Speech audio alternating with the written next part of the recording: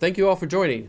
This is the kickoff of a multi-session webinar that we're going to be doing. So we're going to be doing this the second Tuesday of every month at 6 p.m. So this is a multi-part series on AI for business owners, CEOs, CFOs, the C-suite. This is AI that's going to be approachable for the C-suite and from the CTO desk. I am a longtime CTO, and these are stories, perspectives that I work with every single day. So give you a quick background. I'm going to call this particular story the $3 million Ferrari with no wheels.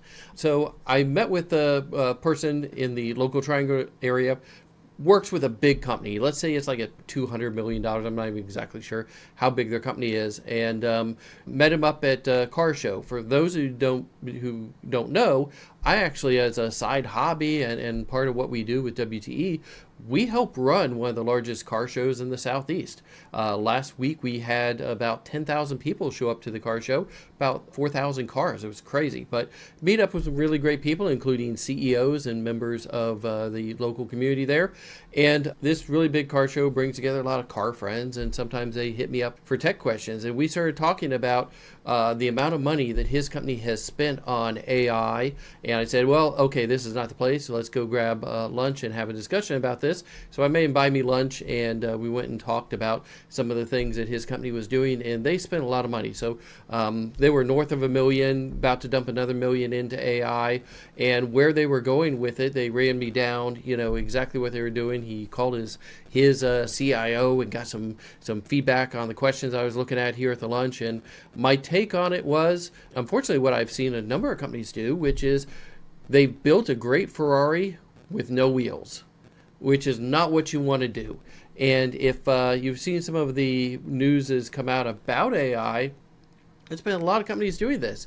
A recent MIT article came out and said that over the last 3 years, 95% of what enterprises have been spending on AI, which is roughly around $40 billion, has resulted in zero ROI.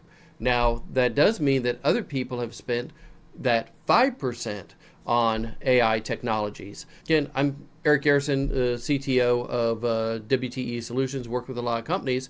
And what we've discovered here is this is stuff that McKinsey and BDO and those consultants are not going to tell you, which is, you have to really work to make your AI investment work. I'm going to put it in simple terms. It's really hard to fix stupid.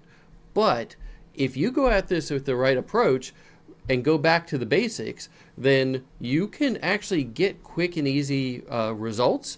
You can be that 5%. And that's what we've done. We've worked with AI since before ChatGPT. But a lot of what is AI out in the market is not truly AI. It is companies trying to use AI technology where AI may not be needed, or you haven't fixed the internal elements. We're going to start with some of the basics here that I get asked a question all the time. And, that particular question is going to be, how do we unlock value from the world of AI? And what we're going to do is cover that in this series, but here are going to be some tips on every single episode that hopefully you take away from this. Again, this is all available afterwards, and if you decide after watching this that you've got questions or during it, you can fire the questions to us, do a little bit of housekeeping here. You can also hit me up on LinkedIn. You can hit up my team, sales@wte.net, if you got questions. Again, there's no charge for this. This is the type of talk I would normally do to a private equity group, to some of their operators, or to a board presentation. Normally we charge about $3,000 to do this type of talk. You guys are getting this for free. Thank you for joining. Let's jump into some of the things that we see here. And one of the first questions I'm going to address and give you a tidbit of information. Every CEO I've ever met with has gotten very confused by the different large language models. We call LLMs, but as they call them, just the core AI technologies. So you've got a number of them on the market, the big players, the Claudes, the Microsoft Copilots, the ChatGPTs, the Google Gemini or Gemma, and Perplexity, and there's a number of other ones. So they have different use cases. So it depends on what your purpose is. But as I look at what's happening in the world of the AI models, I think that there's about to be a big divergence in other segregation, which is what you're running in your public models for your generative AI, what you're hooking up to augmented data retrieval, RAG, and then what you have as private cloud. So we're starting to see private AIs run a little bit more. So we're going to talk right now about the big AIs and those engines and how your organization should be using it and what you should be doing with it. But this is the area where we're seeing it very much become commoditized, and what we're seeing is that the models today, whether it's the one that I have here up on the screen, Claude, ChatGPT, Perplexity, there's not as much differentiator between them today as there was months ago. 6 months ago, the only one that had access to internet data was Perplexity. Today, ChatGPT has some limited access to the internet. Grok has quite a bit, and Claude is pulling fresher data. So here's a quick rundown, I would say, if you're looking to have your teams use them. And trust me, it's better to come from the top and say, we want you to use an AI, and here are the ones we want you to use, and have your teams collaborate on it. Because, let's look at the pyramid. We have our C-suite management, we have our middle management, and then we have the people that are the end users in our organizations. They're definitely using it, and sometimes what they're doing is they're using them. They may be even paying for a private account. They're sneaking under the wire to be able to use these AI engines to do their day-to-day.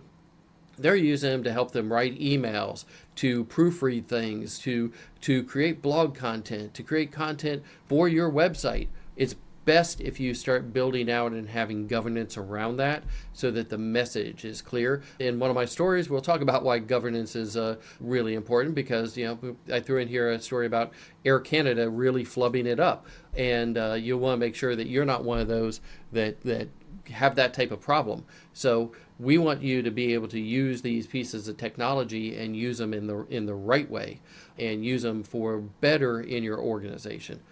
The other question that I get asked all the time is, do I need to create accounts for all of my employees? It really depends on how you're doing. Copilot is a great one.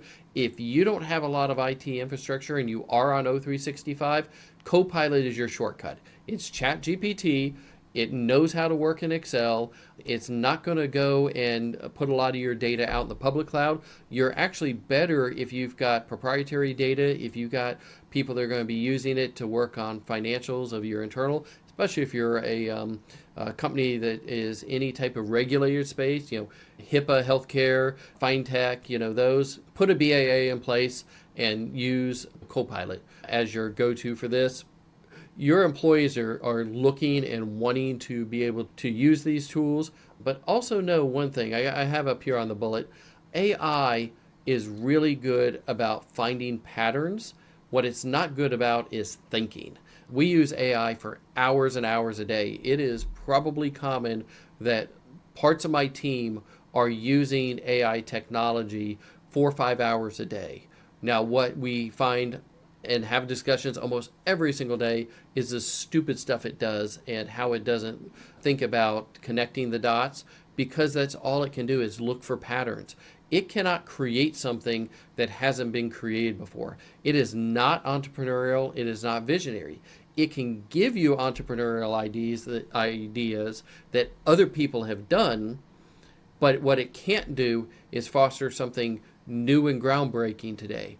Agentic AI may come and give it more ability for that. Actually, I think that's a longer term play. AI it's a computer. It can speak, it can talk, it can respond to you, it can turn on lights, it can create a spreadsheet, create a presentation.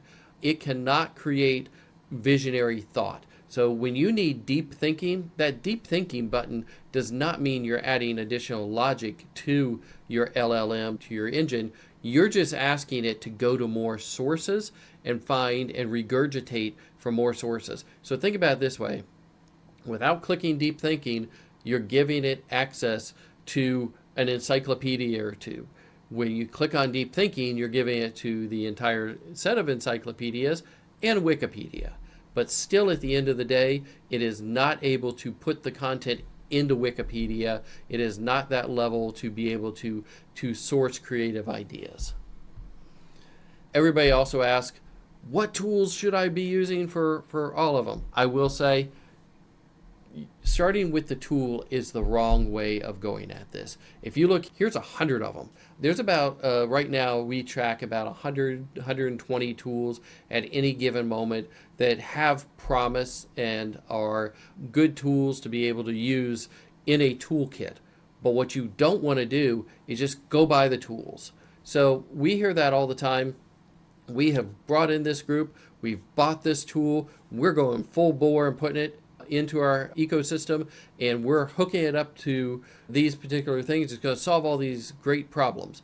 Not necessarily. So it's able to take and deploy the tool around a use case is what you need to do. So don't get too bogged down on this. There is not a good tool on here that has more than a 50-50 shot at working in your organization. And I say that with a lot of confidence. There's, out of these tools, only 50 of them are going to give you any value at best.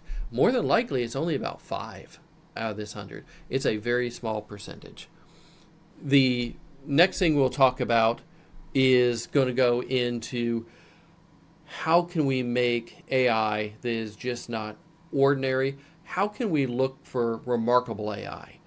Everybody wants to be able to do things such as put out 100 employees.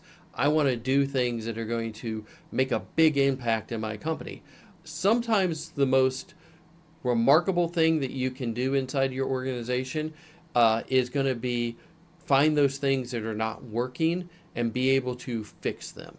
So there have been a lot of, I'll give you a quick story here, a $40 million project. We weren't part of it, but it is a $40 million burn that a company had.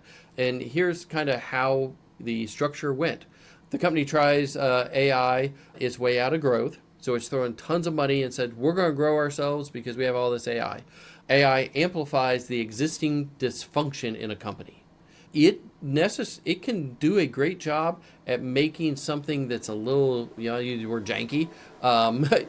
It's making something a little janky. It's great at running it around the track very fast, use the car analogy again, and making the tire fall off.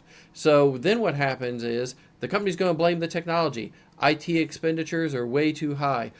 Company then goes back to that list of the AI companies I had. It's going to now go try a whole bunch of other ones. Oh, we got to fire these vendors. We're going to bring 5 new ones in, and we're going to try these other ones. Nobody's gone back and fixed the root cause issue of why the first group of AI weren't able to do it. So then what happens is board of directors get involved. We need to have great oversight on this. We need to look and go, why is this not working? Because it works for all these other companies. Truth be told, it's not working for a lot of the other companies. It's not working for 95% of it. It's working for 5% of them. And that is the reality that you have to work with. So you have to figure out, what are my key components to make this successful in my organization? Let's not just go as fast as possible and bolt a whole thing together. Very timely. I'm working with a company who is trying to go as fast as possible on anything and everything right now, and they're definitely knocking the wheels off their car. They shouldn't have that car on the track right now. It should be down in the pit re-engineering, but they are hitting themselves hard because they're very desperate to get some quick results, get some quick wins. All for the quick wins, but let's talk about in a few minutes how to do that properly, not how to go as fast as possible. Bring up Company A, which I call Air Canada. This is an interesting case study. Again, we weren't involved with this. We just know people that were involved with it. Crazy enough, there are ties back here to my central area that had some input into the Air Canada. So Air Canada spent $5 million, what they say. I think it actually was quite a bit more, on a new AI chatbot. The chatbot dropped their customer satisfaction, their CSAT scores, by 40%. Their heads of all departments go, the AI must be broken. We're going to sue the company that created the AI. Actually, I played with the AI chatbot. Took me about 10 minutes, figured out a couple of the problems. They didn't feed it the right data, and they're using AI improperly. A lot of AI, let's go back to the basics. Chatbots have existed now for 20 years. They're some of the first things we put on the websites. After that, we then put FAQs. Here are your FAQs. They were taking, instead of doing direct match, where they got themselves in trouble, is they tried to have the AI think. And again, it's great at pattern matching. What it's not great at is reasoning and thinking. It doesn't think like a customer service person. You have to feed it the data. They fed it a whole bunch of bad data. And they fed all the stuff in that they thought it was going to need to be able to sit there 24/7 in 15 different languages answering questions. What I found, and what the lawsuit found very quickly, was it was answering questions improperly, like somebody had asked about a bereavement policy. And you can look this up on Google. It's public information that Air Canada did. The bereavement policy that the AI spit back is not the official company bereavement policy. So when the customer comes and goes, this is weird, I didn't get my refund like I was supposed to. It was documented by the chatbot. The company also then messed up and said, we're not standing behind what the chatbot. So if it would have been a human person, they probably would have stood behind the customer service rep. Because the chatbot said it, they didn't. So the chatbot was putting out inaccurate information because they didn't have the guardrails, the testing, and they used a commonly asked question. Bereavement, anytime you see that word, the airline had in their call center scripts what the person is supposed to say. That's not AI, that's just a decision tree node. So the decision tree was already programmed to tell the customer service reps and prompt them with scripts on how to answer the question. AI was not given that information. They left the call center scripts in a lot of cases out of the data that went in, and they didn't have it go through the checks and balances that they would do with any customer service rep. Where I find a lot of fault here is they did not do QA to make sure that the AI operated like a customer service rep. Every CSR would have been tested and gone through coaching. They didn't coach the AI.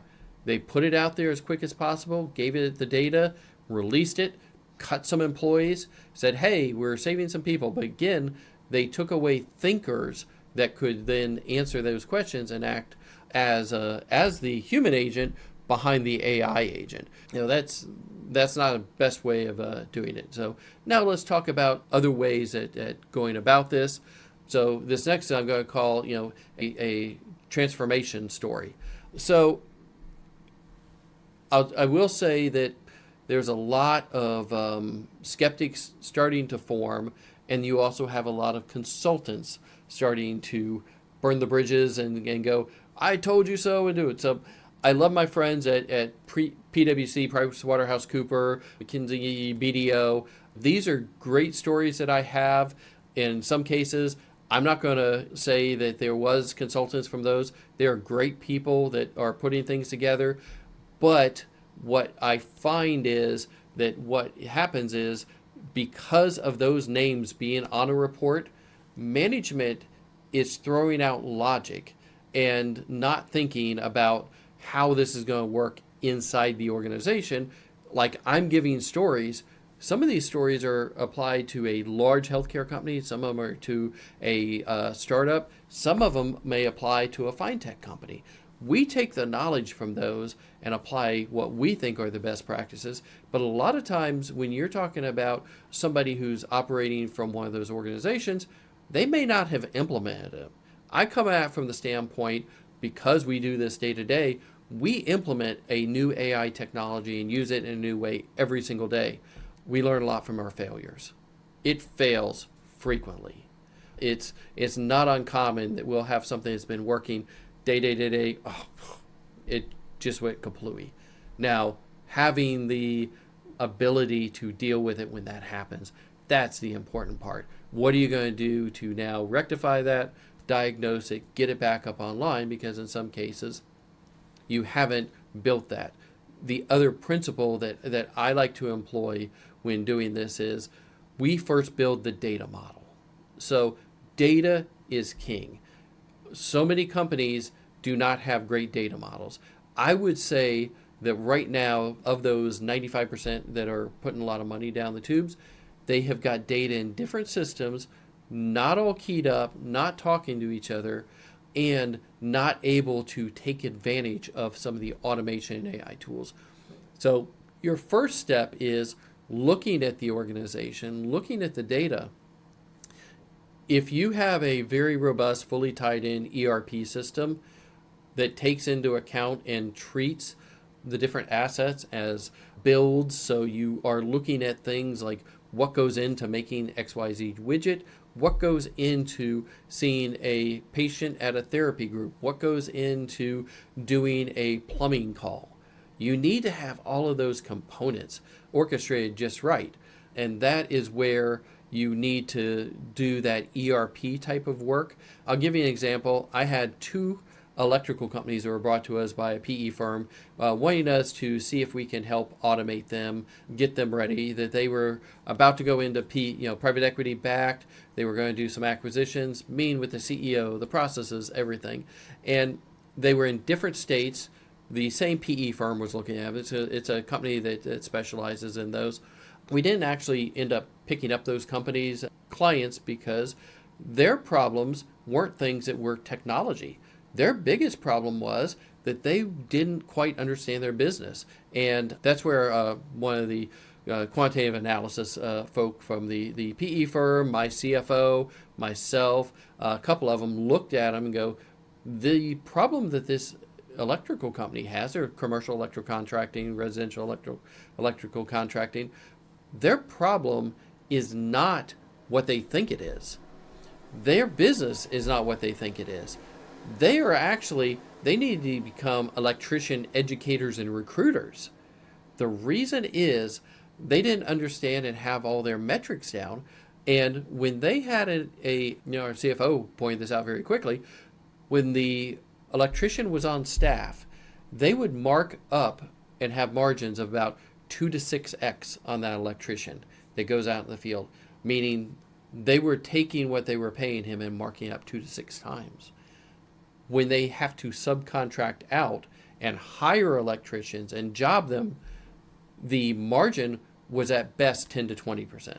So their total margin, because they were subbing out and not able to recruit people, is only about a couple percentage points. They were doing a lot of top-end sales, a lot of top-end service, a lot of contracts, and at the end of the day, they were only making about 6%. And private equity was going, well, we need to get more calls, we need to book them tighter, we need to do this. No, you had an ERP problem. You did not have enough in either of those companies. You did not have enough employees sitting in vans, nor did they have enough vans. They were sending not their own vans, they were sending out the subcontractors. So their scale problem was that their scale was not at good margins. So they needed to become a recruitment engine. And myself and other tech project managers here, we had the same discussion with somebody in the healthcare space. It was a very similar problem, that they needed to become very good at recruiting the right type of people to be that line item in the ERP, because they're the money generators. So until you brought that in, the technology doesn't matter. I can add a lot more appointments on their schedule, but you're not getting the right margins. They already had more capacity than what their internal people could fulfill. That was not going to help them grow. So what we say when we look at this, we want to look at what a company does. We go back to the why they exist and what can we do to fix one or two things. We look at what will make them remarkable in their space, make them unique, and that's a perfect thing when you have that for a private equity backed company, because We will take that, we will apply the AI to that, not just the parts that have got sand in the gears. We're going to apply to what is working and then amplify what is working. So it is easier to grow something that has forward momentum and upward trajectory than it is on something that's going like this. Most of the time, I have 2-3 consultations this week where somebody has got this 47% drop off on sales for a company is next up on the docket for me to talk to. And how can we automate things to make this go back up to this? The way that we typically tackle this, we look at what we can do with the Legos that we've already built. Sorry to the trademark holder on that, but that's what we call it internally.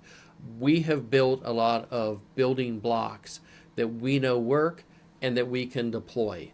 The reason for this is that when we have the ability to test it internally, then we can test it with clients. That makes it easier. We would rather not test inside somebody who has got downward trajectory like this, because the difference between 47 and 49 and 50% drop off is huge. So it's actually better to test in a sandbox. We have some of our own brands and companies like Car Show Space and those type of things that we test things on. If you've got that luxury to be able to sandbox some of these things in a division, so let's say you've got multiple operating companies. I know my CFO friends, they love to have multiple operating companies. Put it in the lesser. If you've got multiple offices, don't throw your newest tech in the big flagship office first. Test it in a smaller office. And once you have that working, the great thing about AI, you only need a short amount of time. We deployed, I'll give you an example here, Company One, we were able to help reduce their sales cycle by 31%, but we tested, then deployed it to the bigger org to get that.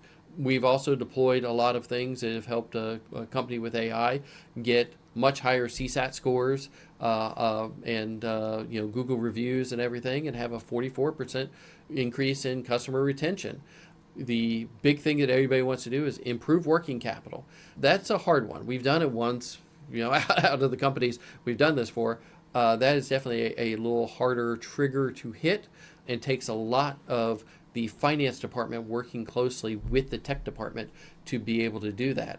But for a couple of companies, we have had where we have taken the AI along with machine learning, along with good business practices and automation.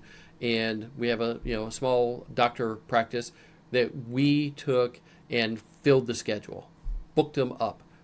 They have some $30,000 days that have been booked up.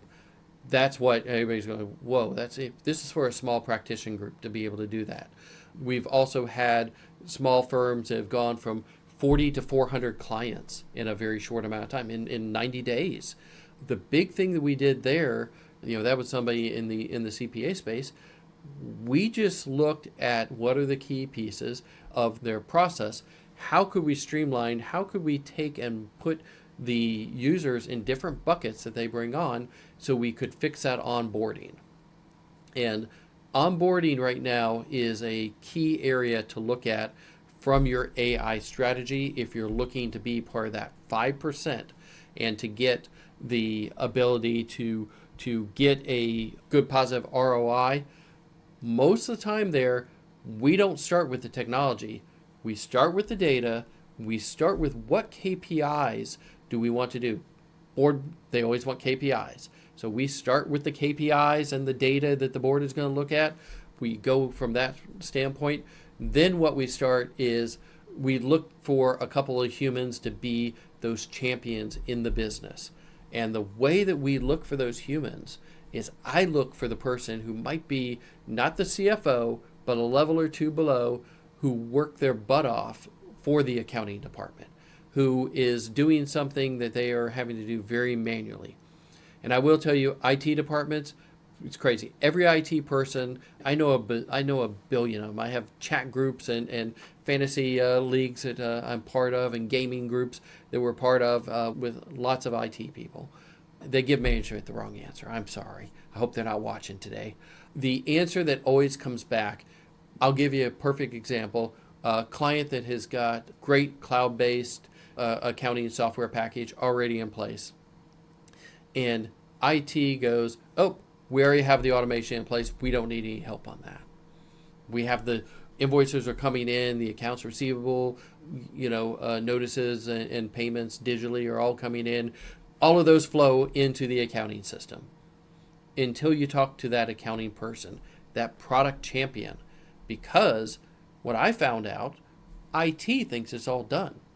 They think that all of the automation is done. CFO goes, I am spending 1 billion hours on this. It is taking too much time. He knows that there's a problem, but doesn't know exactly how to address it, and is being told, IT goes, we've done what we can. You have automation. The case here is you got to dive into exactly what is happening. What is manual going from an email into an Excel spreadsheet? What is not hitting the right places in the accounting system? So everybody wants it faster. These are great areas to go.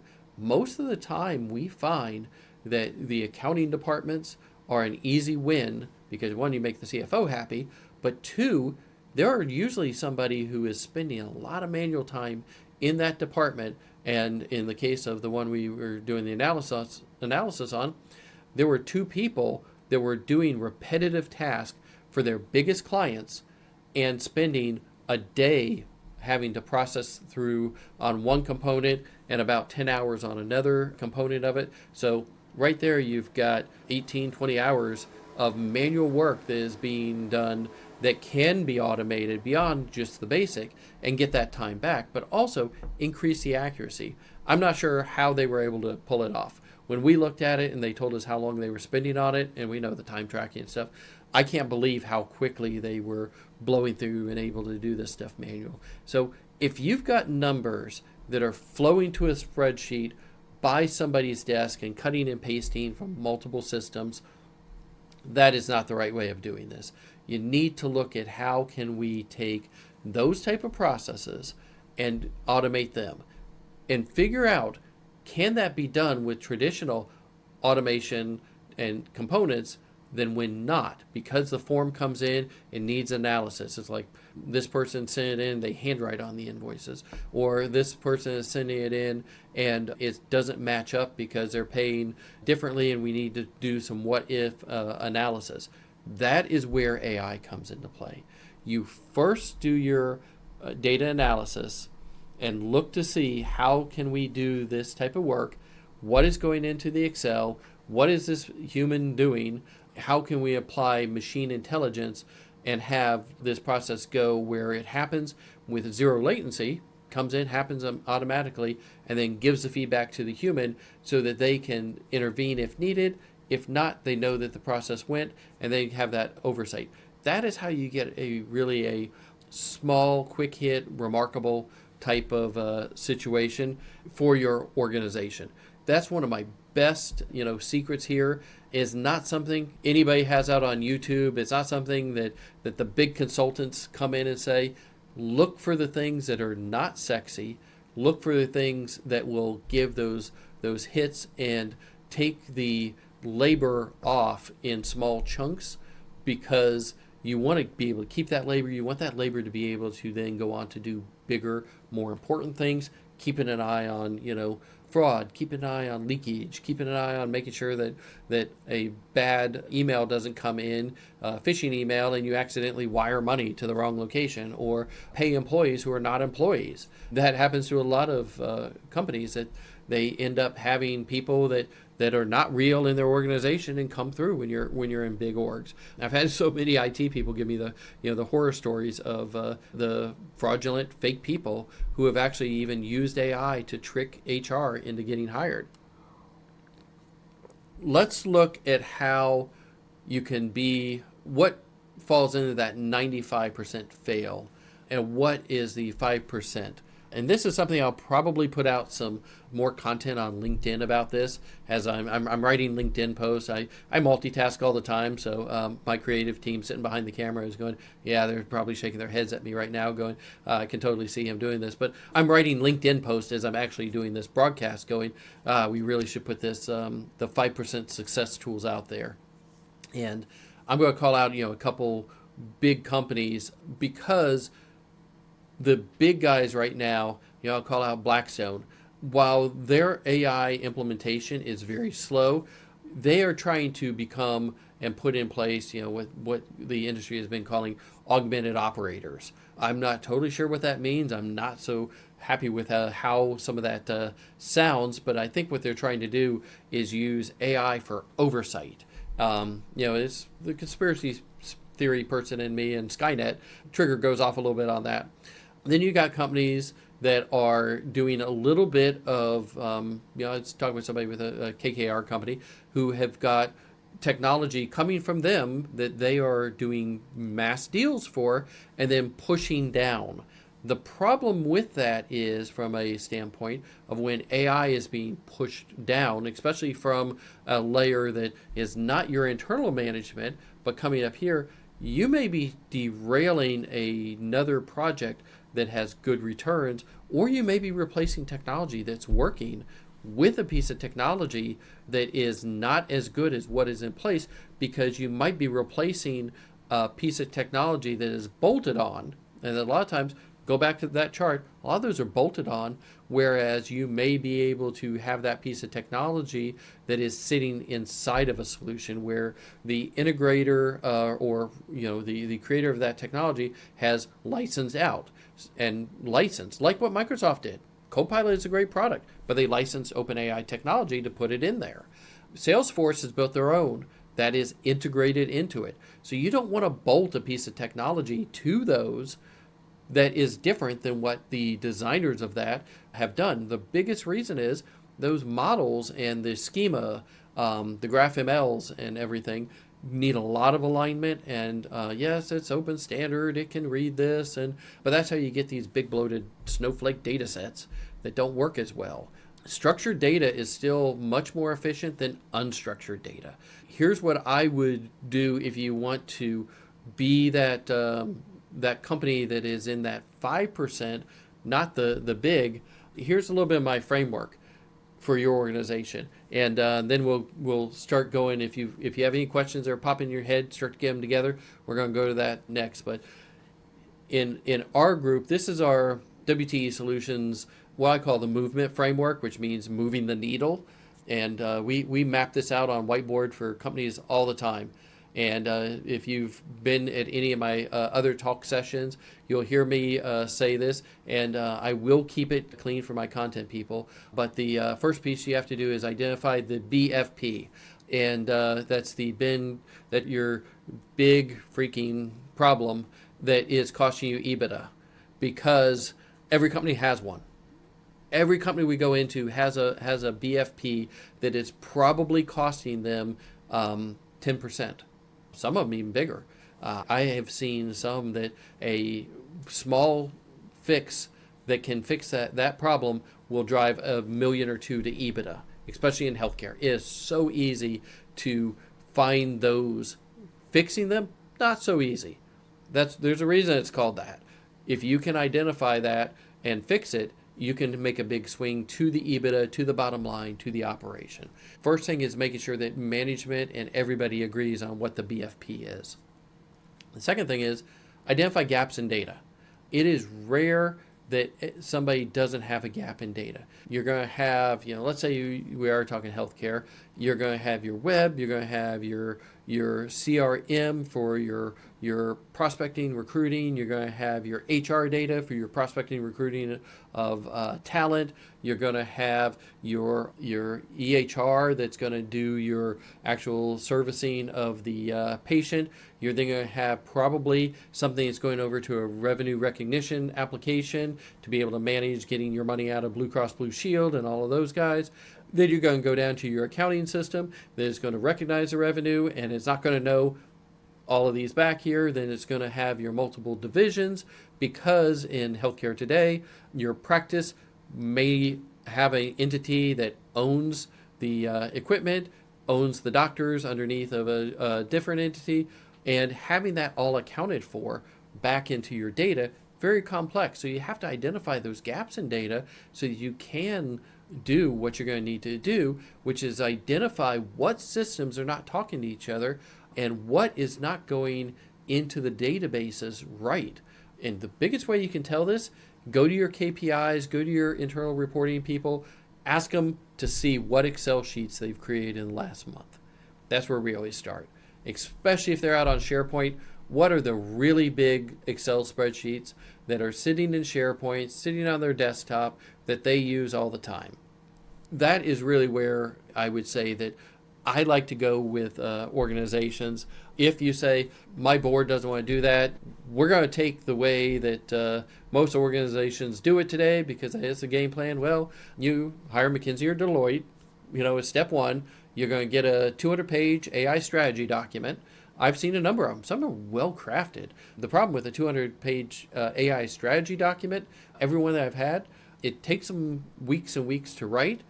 What is on page 15 doesn't really match up with what's on the end of the document.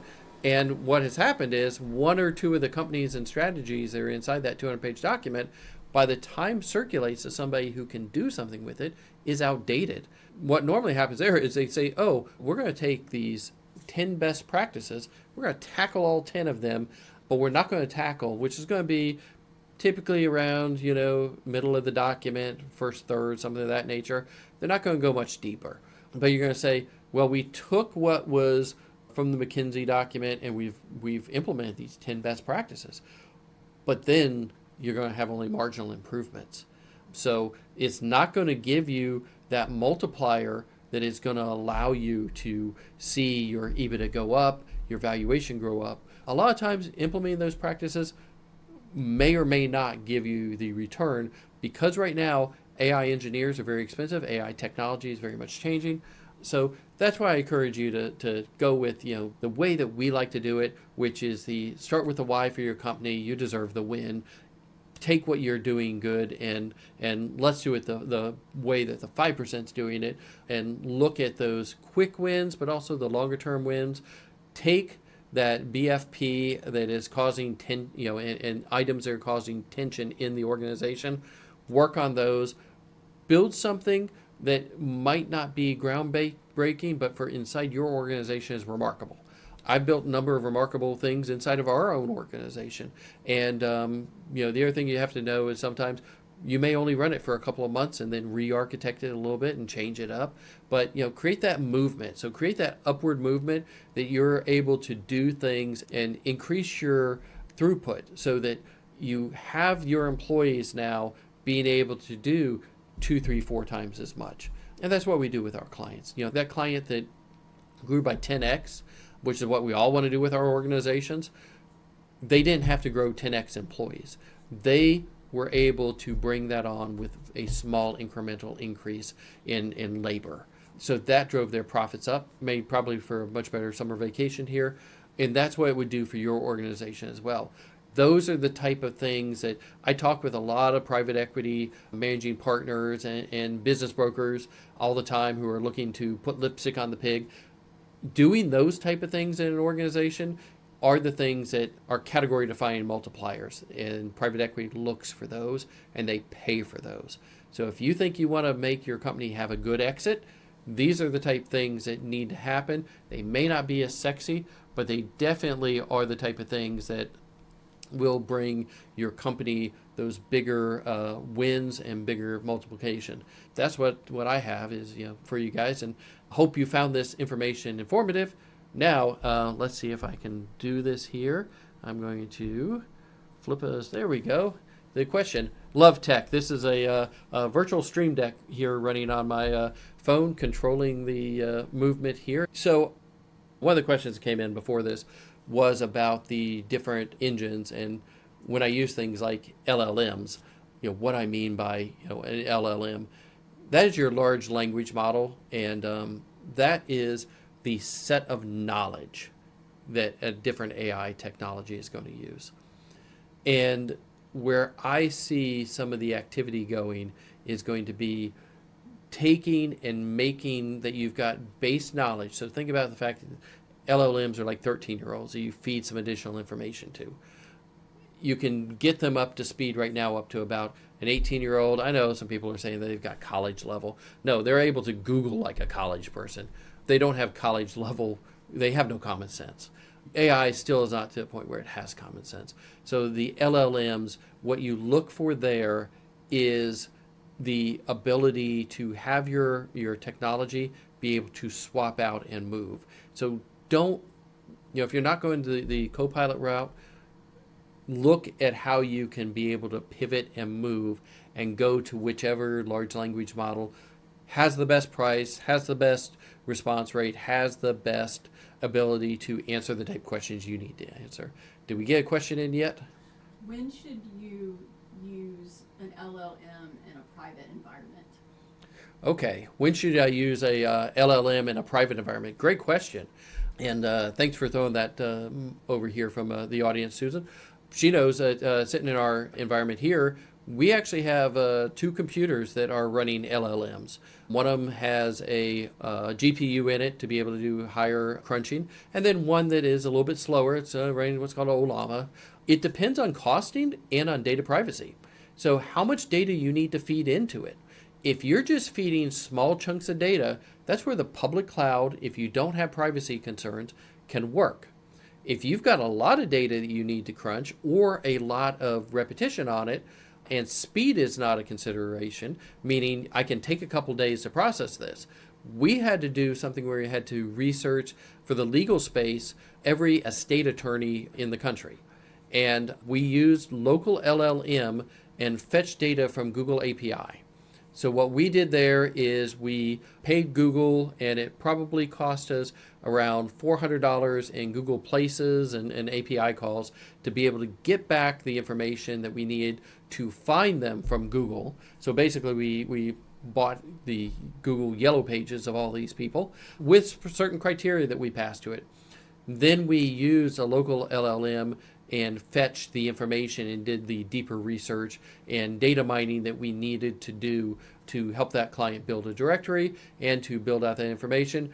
That would have probably have cost us about $4,000 worth of ChatGPT time if we were to use that, and the amount of data that goes in. So that is where using a local model is actually beneficial. So give you a little bit of the architecture on that. We had one LLM making the determination using the Olama on the Raspberry Pi, very small computer that doesn't have much bandwidth. But then when we actually need to fetch and crawl the site and find information on the legal site, we use a local LLM for that.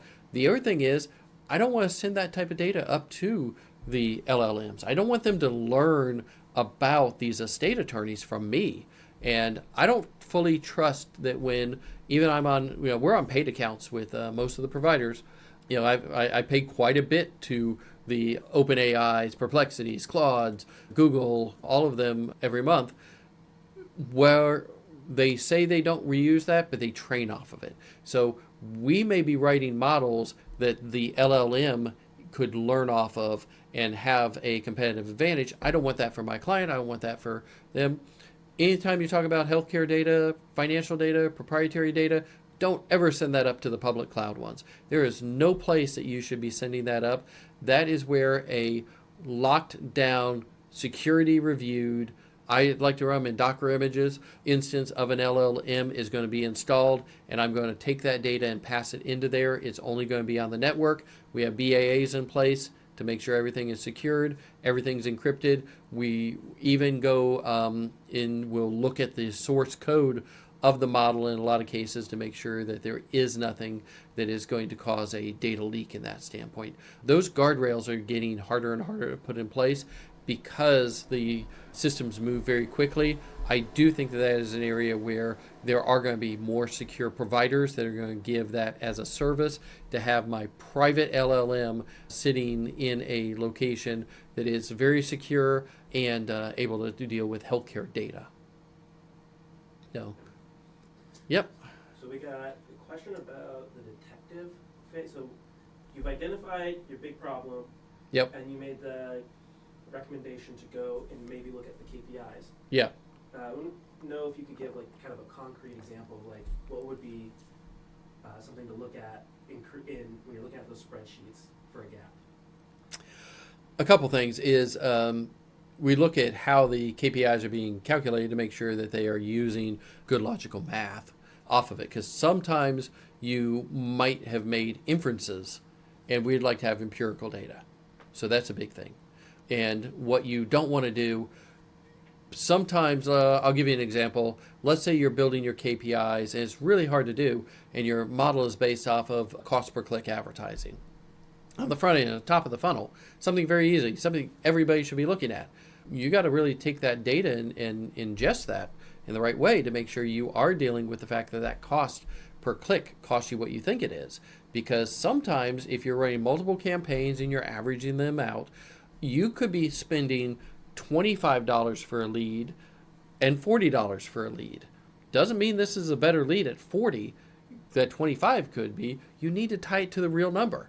Taking your daily average, and in some cases, I know a lot of organizations who take their entire Facebook lead, their LinkedIn lead, they take all of these, they average them out, but you're not getting your true cost. So as you want to build scale, the problem you're going to have there is you're not taking and building it off of empirical data.